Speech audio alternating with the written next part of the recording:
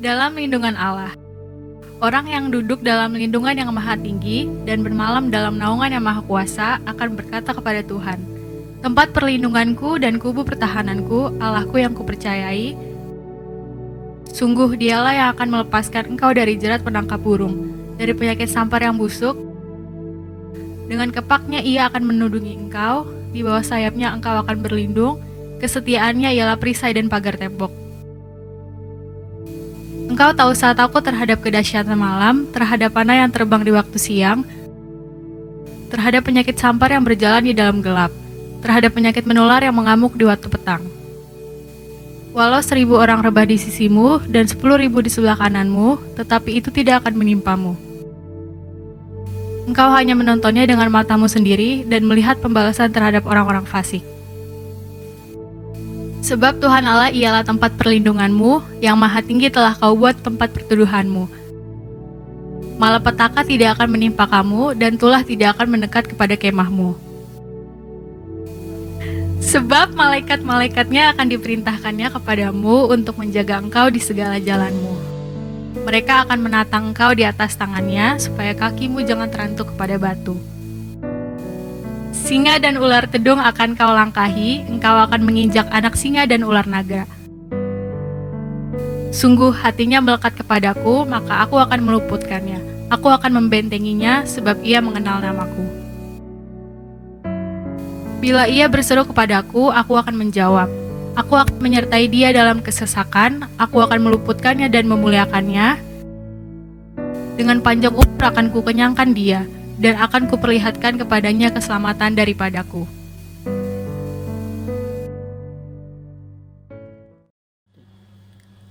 Apa yang dimaksud dengan Pentakosta ketiga? 1. Pentakosta ketiga adalah pencurahan Roh Kudus yang dahsyat di zaman ini, melebihi yang terjadi di Azusa Street. 2. Pentakosta ketiga akan mengakibatkan penuaian jiwa yang terbesar dan yang terakhir sebelum Tuhan Yesus datang kembali. 3.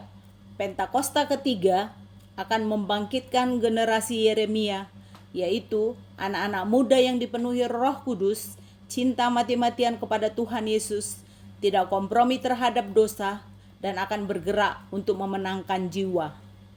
4. Pentakosta ketiga lahir di Indonesia dan bergerak ke bangsa-bangsa. Gerakan ini dari timur ke barat dan akan kembali ke Yerusalem. 5. Pentakosta ketiga akan memberikan kuasa untuk menyelesaikan amanat agung, dan setelah itu Tuhan Yesus datang kembali. Haleluya! Haleluya! Mari bersukacita buat Tuhan. Haleluya! Dengan pujian ini bersama-sama dengan kami di tempat ini, rayakan sukacita Natal bersama-sama. Haleluya!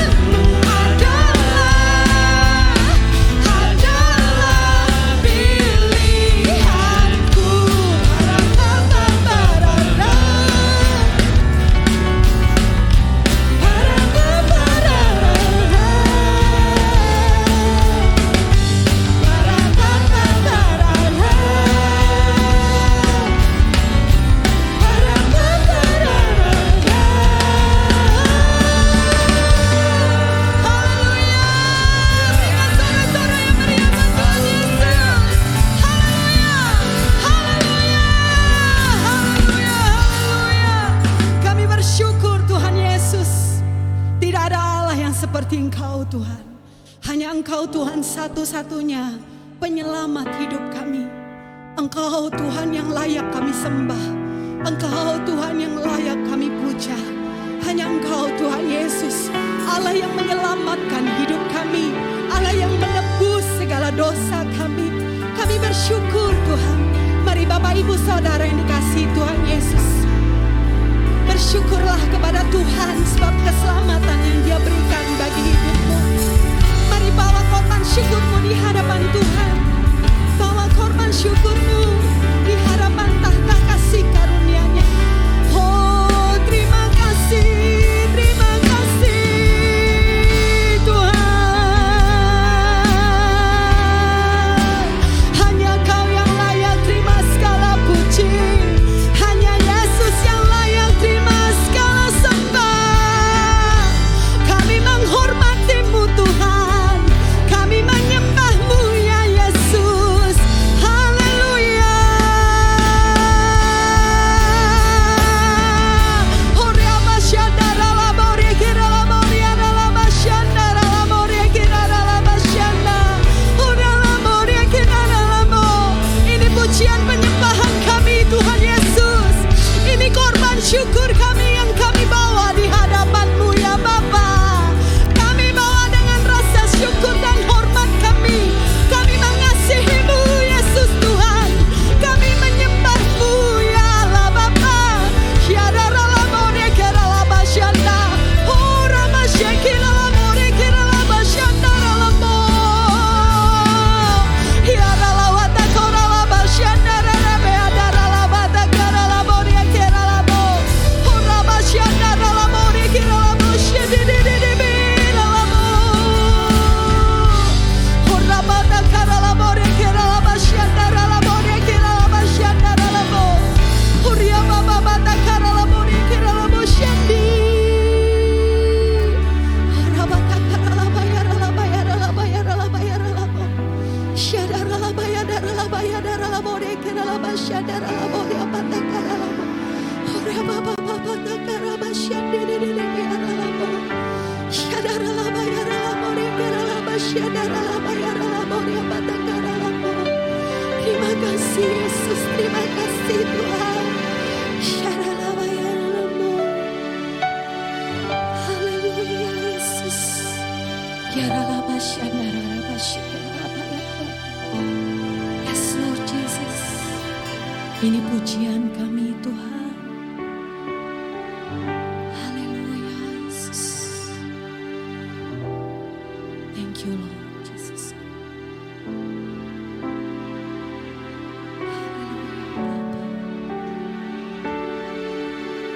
Yang ku sembah hanya Yesus, yang ku puja hanya Yesus, yang ku sanjung hanya Yesus, sebab Kau Allahku.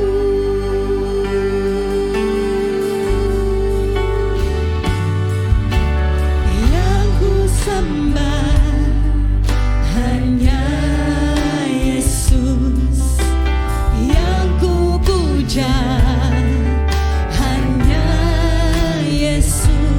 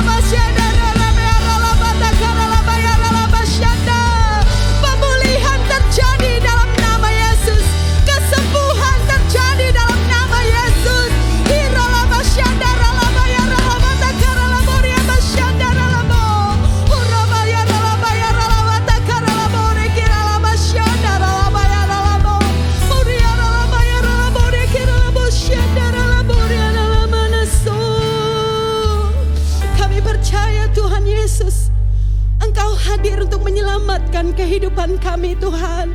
Engkau hadir bagi setiap kami orang-orang berdosa, karena Engkau rindu menyelamatkan hidup kami. Engkau tabib yang ajaib, Engkau hadir untuk kami yang sedang sakit membutuhkan pemulihan. Engkau Allah yang ajaib, Allah yang agung, Allah yang mulia. Terima kasih Bapa, terima kasih Tuhan. Syaralaba yaralaba yadaralaba syandarala moria manase. Horia baba batakarala moria bashikiralaba yaralamo. Horia batakara lamoria bashandara lamo, irala bashandara lamo. Hallelujah. Thank you Lord Jesus. Seorang anaklah lahir untuk kita, seorang putera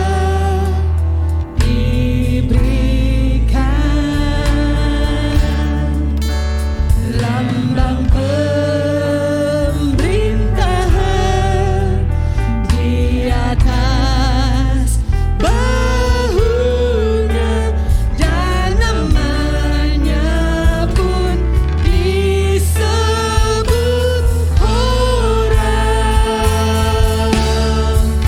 penasehat ajaib, Allah yang perkasa, Bapa yang kekal, Raja damai. Sambutlah Dia, Yesus Tuhan, Juru Selamat dunia. Mari Bapak Ibu kita bangkit berdiri, siapkan hatimu untuk terima berkat kebenaran firman Tuhan. Naikkan pujian ini dari awal. Seorang anaklah lahir untuk kita, seorang putera diberikan. Terima kasih Yesus, lambang pemerintahan di atas bahunya,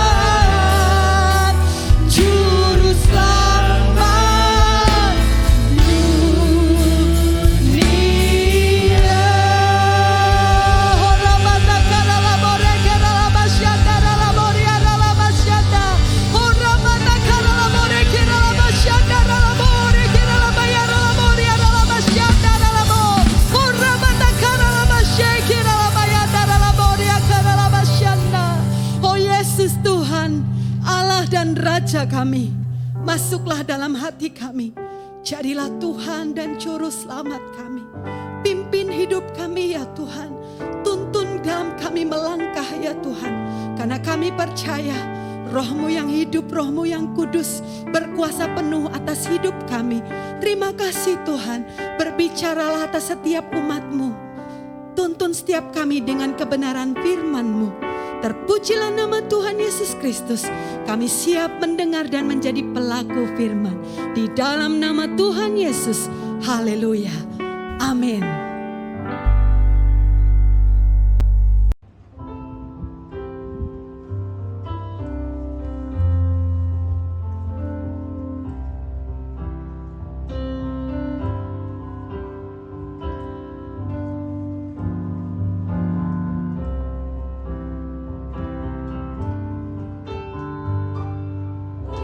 Yesus telah lahir, benar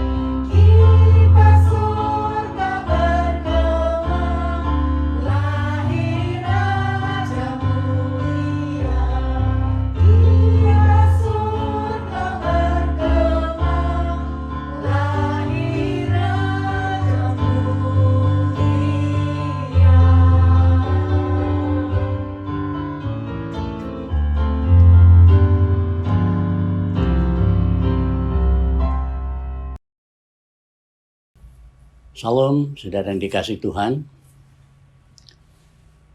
Kita sudah sampai kepada akhir tahun 2021. Karena itulah maka judul pembicaraan yang akan kami bawakan adalah Natal adalah pembaharuan. Saudara yang dikasih Tuhan, setiap tahun umat Kristen merayakan Natal pada tanggal 25 Desember. Pertanyaannya adalah, setiap orang lamanya merayakan Natal itu berbeda-beda. Tergantung kapan ia menerima Yesus Kristus sebagai Tuhan dan Juru Selamatnya. Ada yang sejak lahir, ada juga yang baru bertobat. Tetapi mari kita jujur terhadap diri kita sendiri, selama kita menjadi orang Kristen sampai dengan hari ini. Pengalaman dan berkat apa yang kita dapatkan? Karena Tuhan Yesus datang pada kali pertama di dunia ini untuk memberkati dan membaharui kehidupan kita semuanya. Ada orang yang telah lama menerima Yesus sebagai Tuhan dan Juru Selamatnya, tetapi tidak pernah baca firman Tuhan. Yang dia kerjakan hanyalah ibadah di gerejanya, mendengarkan khotbah pendeta, dan sesudah itu pulang. Di rumah tidak pernah berdoa, memuji Tuhan, mungkin juga terjadi. Alkitab saja tidak punya. Kalau ditanya orang lain, agama saudara apa, maka dia akan menunjukkan KTP-nya, dan di kolom agamanya tertulis agama Kristen. Saudara yang dikasihi Tuhan, mari Natal tahun ini, mari kita tanya kepada diri kita sendiri. Yang pertama, untuk apa Tuhan Yesus datang ke dunia? Bahkan menjelma menjadi manusia agar kita bisa diselamatkan dengan cara dilahirkan kembali. Yang kedua, apa yang harus kita lakukan supaya kita dilahirkannya baru?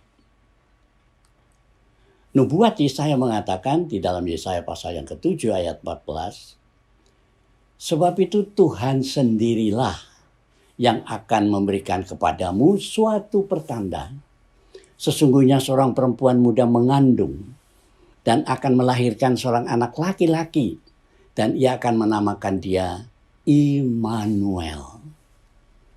Demikian juga dalam Matius pasal 1 ayat 23, sesungguhnya anak darah itu akan mengandung dan melahirkan seorang anak laki-laki, dan mereka akan menamakan dia Immanuel. Yang berarti Allah menyertai kita. Saudara yang dikasihi Tuhan, seorang perempuan muda mengandung. Perempuan muda mengandung, perempuan muda itu sama juga dengan perawan. Pertama, penempatan langsung tanda ini ialah pada seorang pengantin perempuan baru yang masih perawan hingga saat pernikahannya. Sebelum anaknya cukup besar untuk mengetahui perbedaan di antara baik dan yang buruk.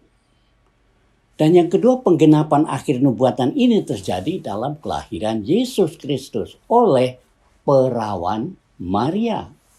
Maria adalah perawan dan tetap perawan hingga Yesus lahir.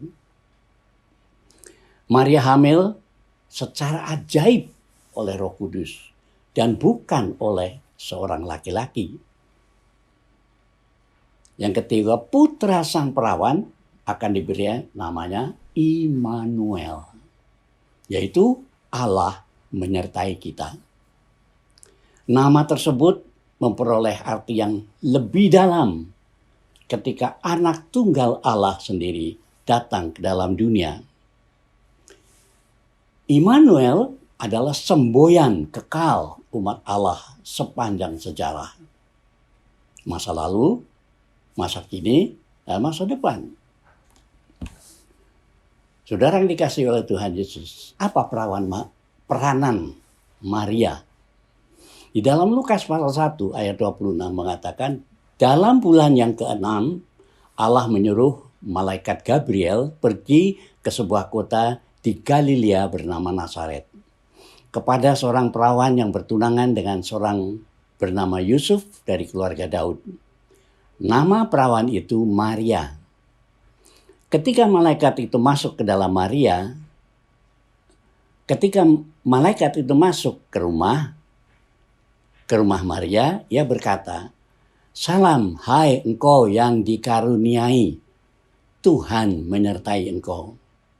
Maria terkejut mendengar perkataan itu, lalu bertanya di dalam hatinya, apakah arti salam ini? Kata malaikat itu kepadanya, "Jangan takut, hai Maria, sebab engkau beroleh kasih karunia di hadapan Allah.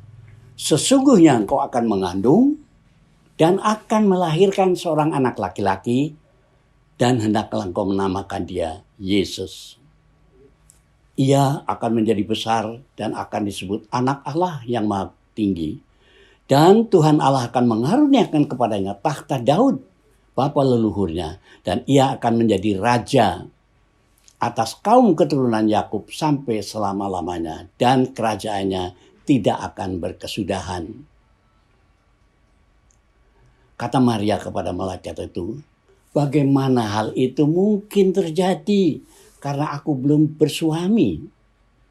Jawab malaikat itu kepadanya, "Roh Kudus akan turun atasmu, dan kuasa Allah yang maha tinggi akan menaungi engkau. Sebab itu anak yang akan kau lahirkan itu akan disebut Kudus, anak Allah." Saudara yang dikasihi Tuhan, sekalipun Maria dikaruniai melebihi semua wanita dalam hal dipilihnya sebagai ibu Yesus, para penulis Perjanjian Baru tidak pernah menyatakan bahwa ia harus disembah atau harus diberi gelar-gelar khusus atau kita harus berdoa kepadanya. Maria layak kita hormati, tapi hanya anaknya lah yang layak menerima penyembahan kita. Perhatikan yang pertama, bahwa Maria dipilih karena ia telah mendapat kasih karunia di mata Allah. Hidupnya yang sederhana dan saleh begitu menyenangkan hati Allah, sehingga ia telah memilihnya untuk tugas yang paling penting ini. Yang kedua, berkat Maria tidak hanya mendatangkan sukacita yang besar bagi dirinya, tetapi juga banyak penderitaan dan kepedihan sebab anaknya akan ditolak dan disalibkan. Di dunia ini panggilan Allah akan selalu meliputi berkat dan penderitaan, sukacita dan duka cita, keberhasilan dan kekecewaan. Anak itu kudus.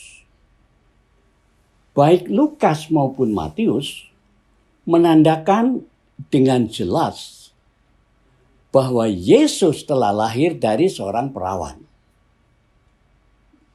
Roh Kudus akan turun ke atas Maria dan anak itu akan dikandung semata-mata oleh perbuatan ajaib Allah.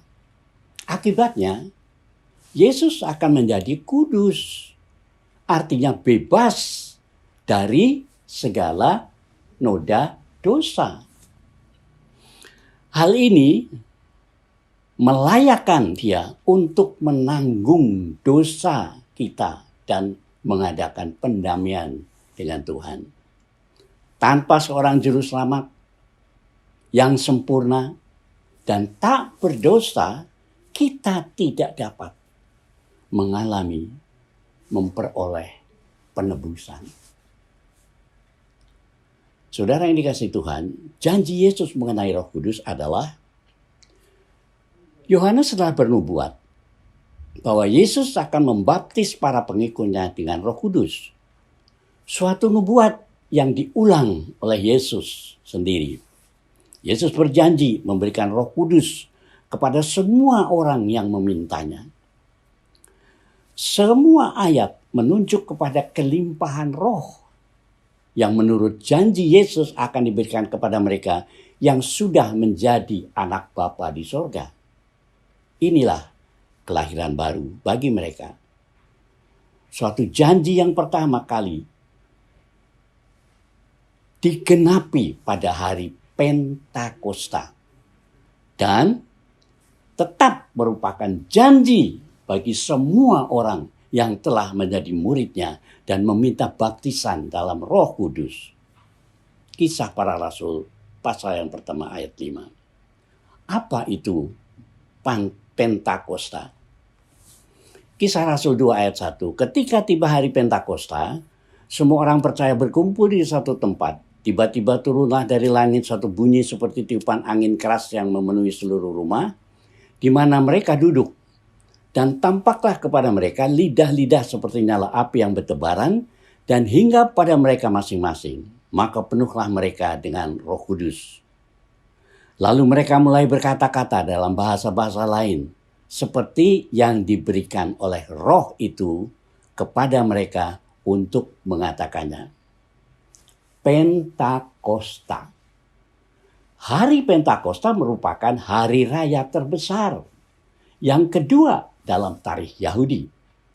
Peristiwa ini merupakan perayaan penuaian setelah panen gandum ketika hulu hasil dipersembahkan kepada Allah.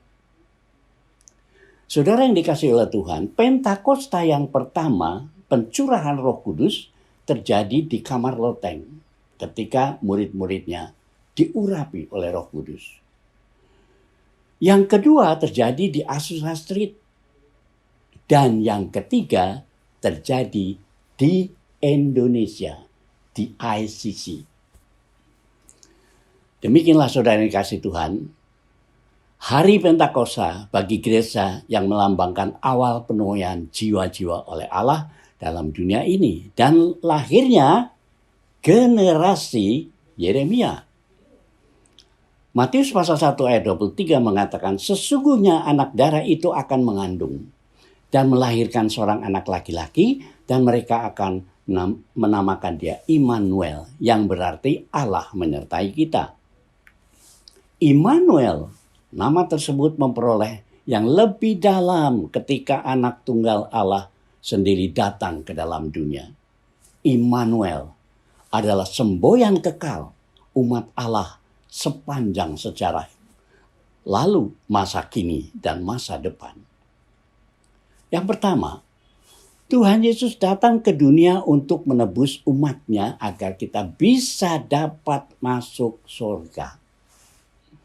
Karena sejak Adam jatuh dalam dosa, maka semua manusia menjadi orang yang berdosa.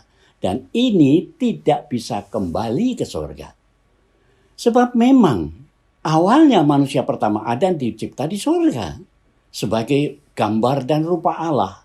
Tapi karena dosa, Adam dibuang ke bumi. Jadi manusia bumi yang kemudian temurun membuahkan dosa. Tetapi karena kasih karunia Tuhan yang begitu besar, Dia ingin mengembalikan wujud anaknya yang di dunia kembali ke tempat semula, yaitu surga. Bagaimana caranya? Melalui pembaruan, yaitu lahir baru. Seperti yang kita baca dalam Yohanes pasal 3, ayat yang pertama mengatakan, adalah seorang Farisi yang bernama Nikodemus, seorang pemimpin agama Yahudi. Ia datang pada waktu malam kepada Yesus dan berkata, Rabi, kami tahu bahwa engkau datang sebagai guru yang diutus Allah, sebab tidak ada seorang pun yang dapat mengadakan tanda-tanda yang engkau adakan itu jika Allah tidak menyertainya. Jawab Yesus katanya, aku berkata kepadamu, sesungguhnya jika seorang tidak dilahirkan kembali, ia tidak dapat melihat kerajaan Allah. Kata Nikodemus kepadanya, bagaimana mungkin seorang dilahirkan kembali kalau ia sudah tua? Dapatkah ia masuk ke dalam rahim ibunya dan dilahirkan lagi? Jawab Yesus, aku berkata kepadamu, sesungguhnya jika seorang tidak dilahirkan dari air dan roh, ia tidak dapat masuk dalam kerajaan Allah. Apa yang dilahirkan dari daging adalah daging. Dan apa yang dilahirkan dari roh adalah roh. Janganlah engkau heran bahwa aku berkata kepadamu,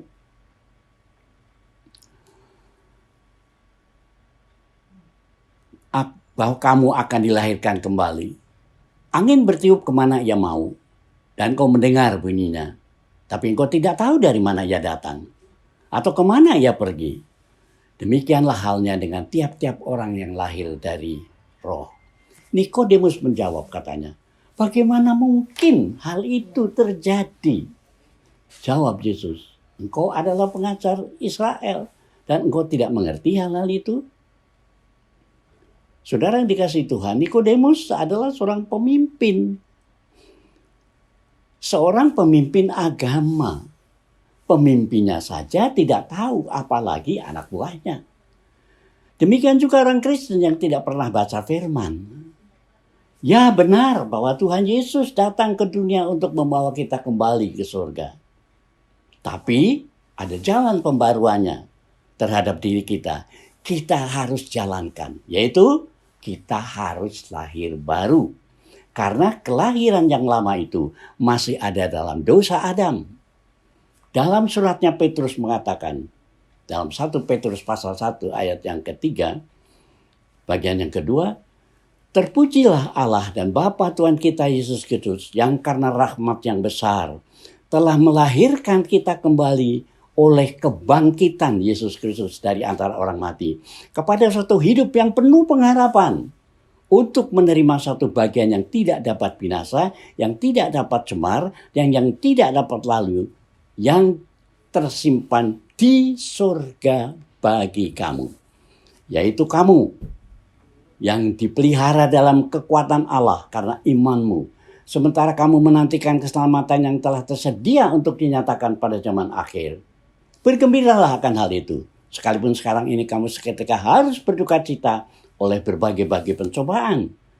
Maksud semuanya itu ialah untuk membuktikan kemurnian imanmu yang jauh lebih tinggi nilainya daripada emas yang fana, yang dipuji kemurniannya dengan api.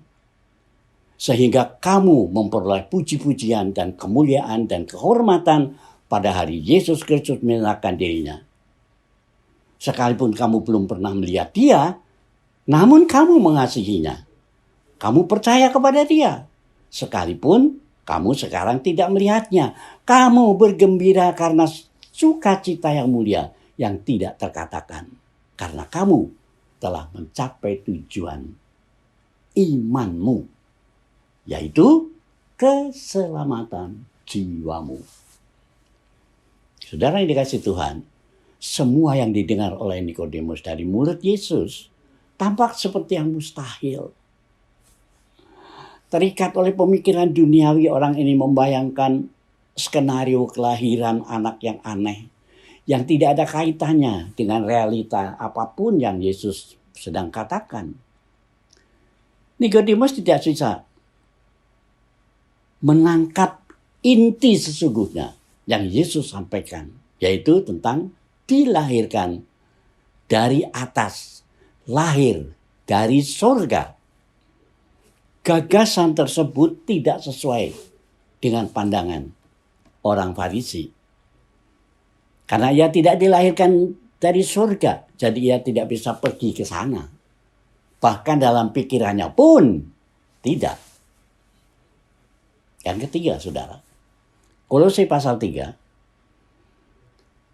Ayat 1 mengatakan, karena itu kalau kamu dibangkitkan bersama dengan Kristus, carilah perkara yang di atas, di mana Kristus ada duduk di sebelah kanan Allah.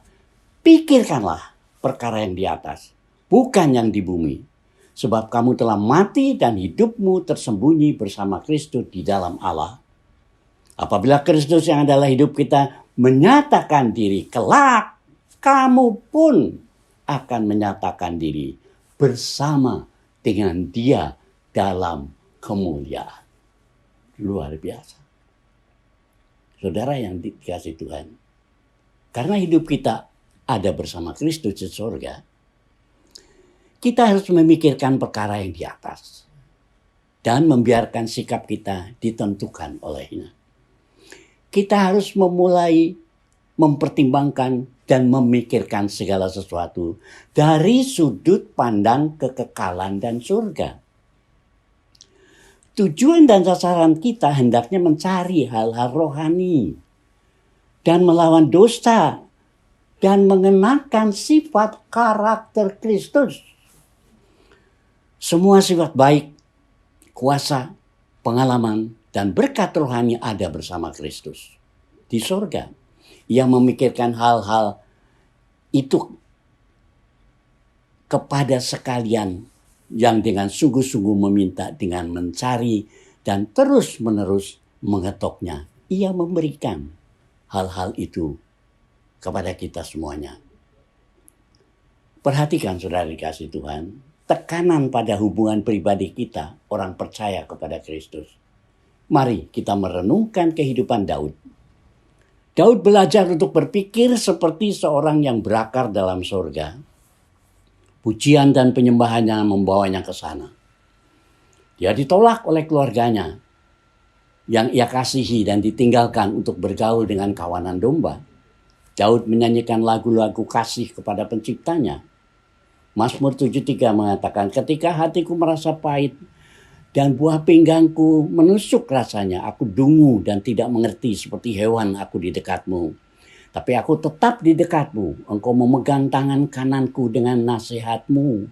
Engkau menuntun aku dan kemudian engkau mengangkat aku ke dalam kemuliaan. Siapa gerangan ada padaku di surga selain engkau? Selain engkau tidak ada aku ingini di bumi. Sekalipun dagingku dan hatiku habis lenyap, gunung batuku dan bagianku tetaplah Allah bersama-samanya. Sebab sesungguhnya siapa yang jauh daripadamu akan binasa. Kau binasakan semua orang yang berzina dengan meninggalkan engkau. Tetapi aku suka dekat kepada Allah. Aku menaruh tempat perlindunganku kepada Tuhan Allah supaya dapat menceritakan segala pekerjaannya. Saudara yang dikasihi Tuhan, pemazmur menemukan sikap yang menuntun kepada kemenangan iman. Di dalam hidup ini dengan segala persoalannya, yang terbaik bagi kita adalah hubungan intim dengan Allah. Karena setelah kita bertobat menerima Yesus sebagai Tuhan dan Juru Selamat kita, maka kita senantiasa bersama Dia yang menuntun kita dengan firman-Nya dan rohnya dan menopang kita dengan kuasanya dan akhirnya menerima kita dalam kemuliaan surga. Seperti Rasul Paulus mengatakan, semboyan kita adalah menghadapi aneka kekhawatiran hidup. Dan haruslah bagiku hidup adalah Kristus dan mati adalah keuntungan. Filipi pasal 1 ayat 21.